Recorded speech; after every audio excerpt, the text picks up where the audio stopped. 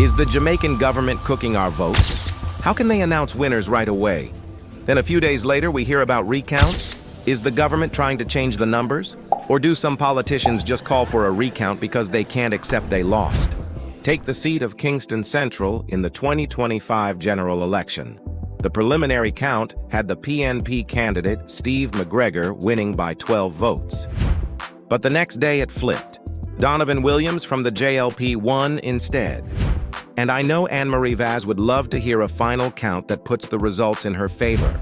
Here's the truth about how Jamaica's vote counting really works. Let's break it down.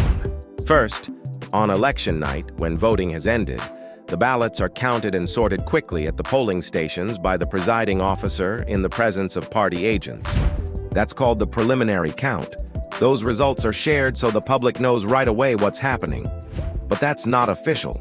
This is where news outlets and social media jump in and blast out the information, giving us the impression like it's a done deal. Even the parties themselves celebrate and declare that they have won in their respective constituencies. Which is fair because the counts are usually right. However, the next day, the sealed boxes go to the returning officer's office of the constituency. Every single ballot is checked again, carefully in front of party agents and observers. That's known as the final count. And this is the number that legally decides the winner. Now, if a race is really close, a candidate can go one step further and request a magisterial recount.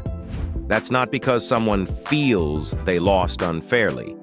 It's a legal process in front of a judge where ballots are reviewed one more time.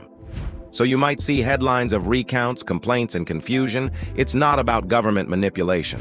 The process involves the preliminary count for speed, final count for accuracy, and a magisterial recount if needed.